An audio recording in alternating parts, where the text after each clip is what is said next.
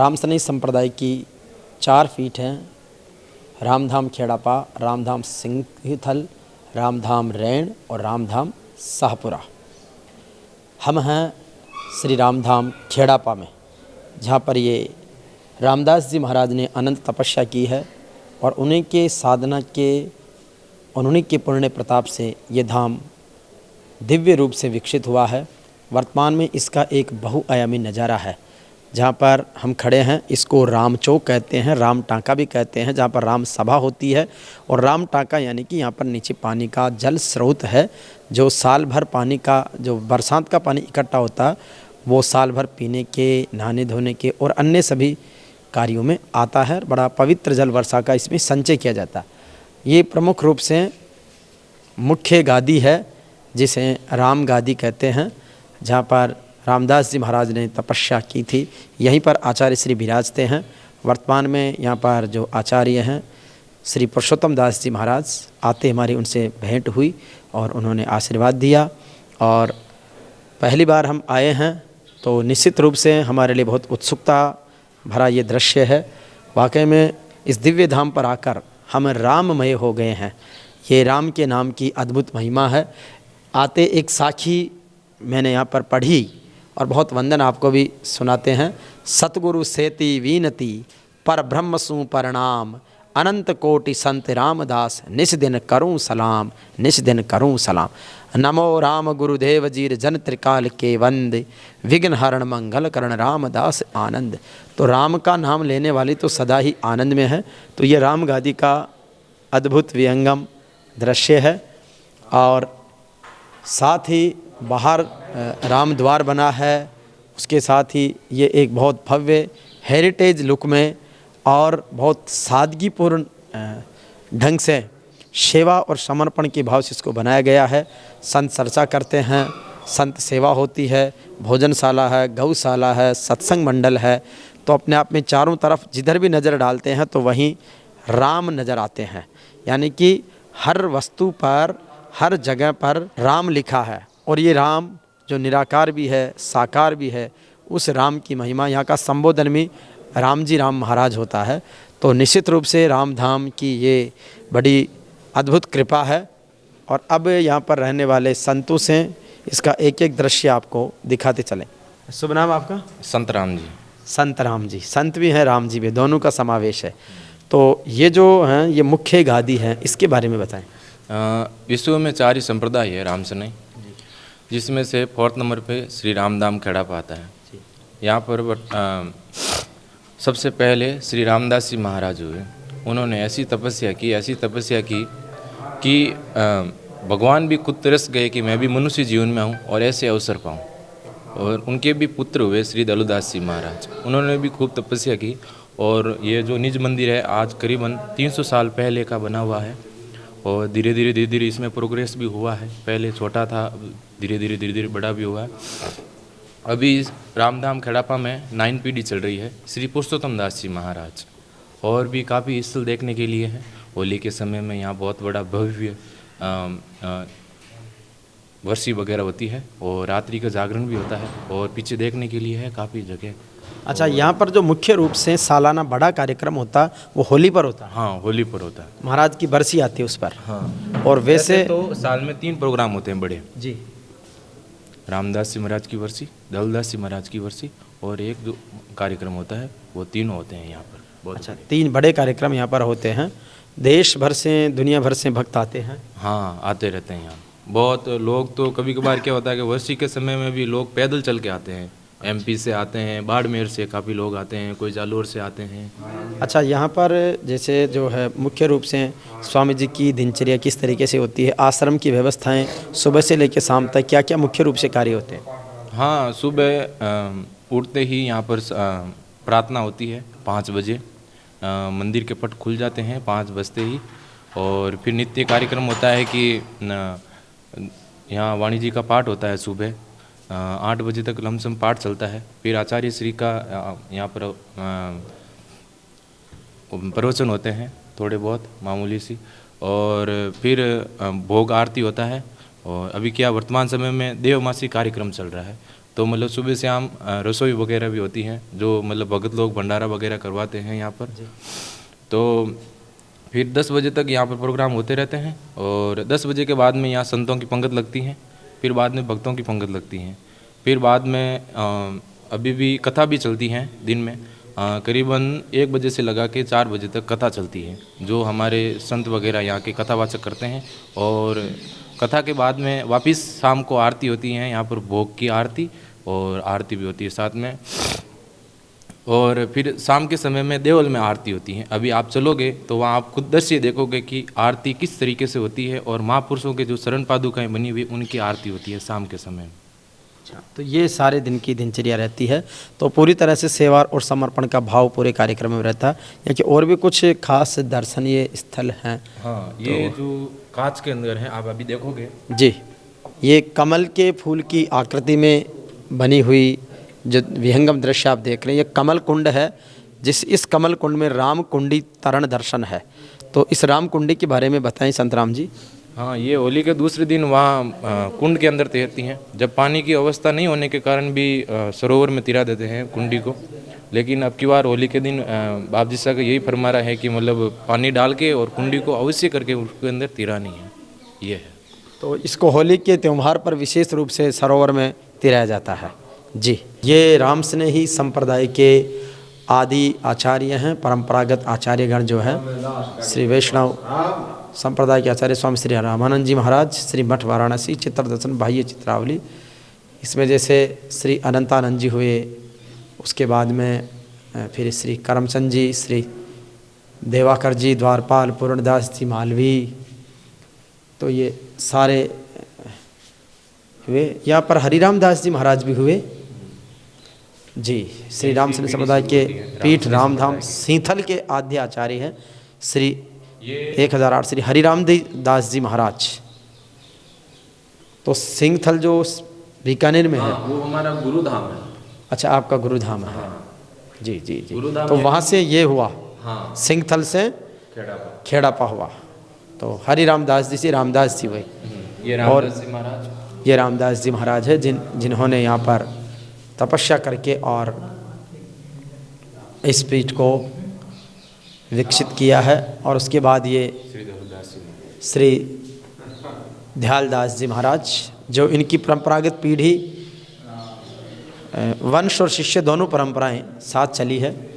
श्री पूर्णदास जी महाराज हुए, श्री अर्जुन दास जी महाराज हुए, श्री हरलाल दास जी महाराज। ये जो धरती है जी करीबन 1849 से अभी भी चल रही है। अच्छा, ये सैकड़ों वर्ष पुरानी राम धाम की ज्योति जो है, वो बताते हैं कि 1849 से पहले से ये प्रज्वलित है और लगातार अखंड रूप से जल रही है। जले दीप फूल महके चमन, इस तरह सजा दो, हम गगन उतार देंगे जरा तुम मुस्कुरा दो। तो राम जी के नाम के साथ ही अखंड ज्योत है। उसके बाद लालदास जी महाराज का है, श्री केवल राम जी महाराज हैं, श्री हरिदास जी महाराज 8वें आचार्य श्री हरिदास जी महाराज हुए, और 9 पीढ़ी अभी चल रही है। और 9वीं पीढ़ी जो पुरुषोत्तम दास जी महाराज हमारे बीच में हैं। पुरुषोत्तम दास जी ने अपना उत्तराधिकारी घोषित कर दिया है गोविंद राम जी महाराज को। अभी पुरुषोत्तम दास जी हैं। ये दृश्य जो है ये स्वामी राम सुखदास जी महाराज के साथ का है। ये स्वामी है इसमें बीच में। जी जी जी जी, बहुत सुंदर। बचपन के तो ये अद्भुत दृश्य, परिक्रमा भी हो जाती है राम नाम की, और इस परिक्रमा के साथ ही राम जी की धुन के साथ राम जी राम करते हुए हम आगे बढ़ सकते हैं। और अब हम गुफा की ओर बढ़ रहे हैं। कहा भी गया, राम नाम रटते रहो जब तक घट में प्राण, कभी तो दीन दयाल के भनक पड़ेगी कान।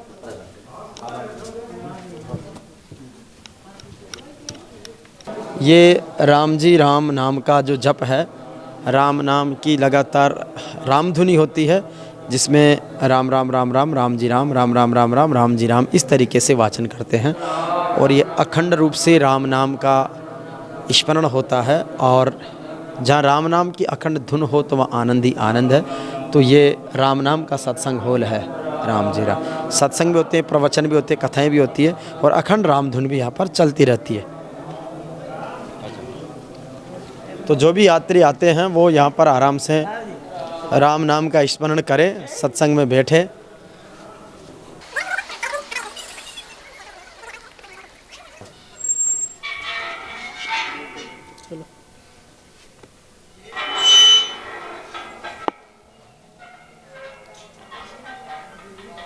ये रामधाम खेड़ापा की आचार्य तपनी है। आचार्य तपनी का मतलब जहाँ यहाँ पर जितने भी आचार्य हुए हैं उन सभी आचार्यों के परलोक धाम सिधारने पर यहाँ पर उनका दाह संस्कार किया गया है, इसलिए इसको आचार्य तपनी कहा गया है।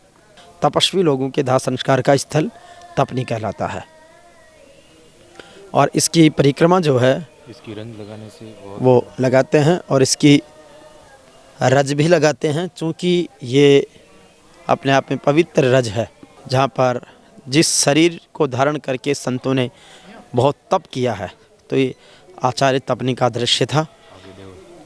और अब ये दिव्य देवल की और हम प्रवेश कर रहे हैं। ये दिव्य देवल में आ गए हम। रामधाम खेड़ापा की दिव्य देवल है। देवल का मतलब साधना स्थल कहलाता है, जहाँ पर संध्या आरती होती है और जहाँ पर आद्य आचार्य के चरण हैं। ये आचार्यों के चरण हैं और ये सूर्यास्त का समय है, तो संध्या आरती यहाँ पर अब होने जा रही है। यहाँ और इसके विहंगम दृश्य के साथ ही ये सभी आचार्यों के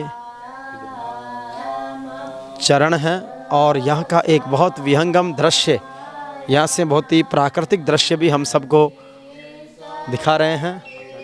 अद्भुत प्राकृतिक दृश्य के बीच ये राम धाम खेड़ापा है। और वर्तमान जो आचार्य हैं सम्मान्य पुरुषोत्तम दास जी महाराज, उनका संध्या आरती में आगमन हुआ है। उनके सानिध्य में देवल में यह संध्या आरती हम सबके बीच में होने जा रही है। अब श्री रामधाम खेड़ापा की ये दयालु गुफा का दृश्य हम दिखाने जा रहे हैं।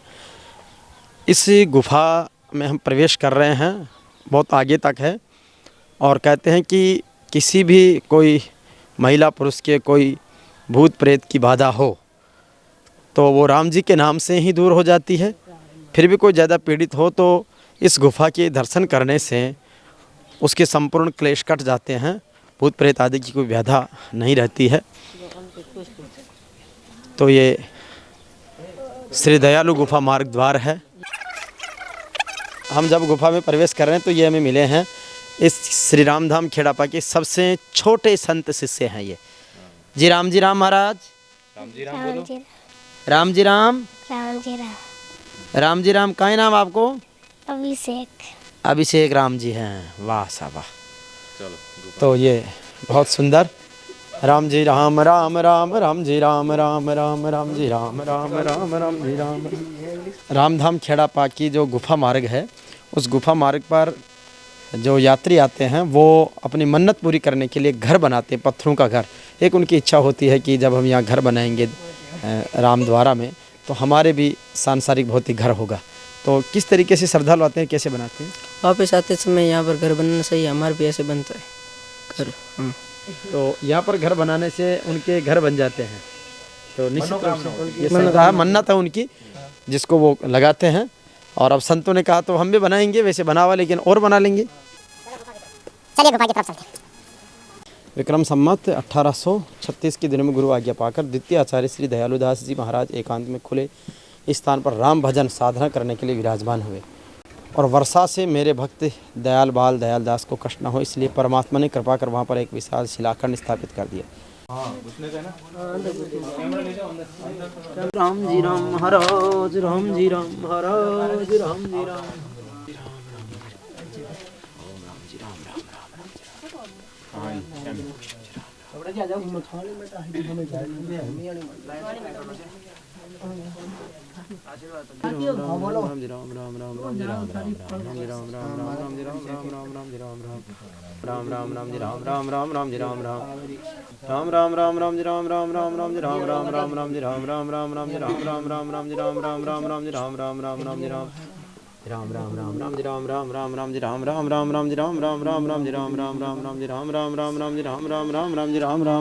श्री रामधाम खेड़ापा की ये दयाल गुफा है, जहाँ पर दयालदास जी महाराज ने वर्षों तक तपस्या की थी।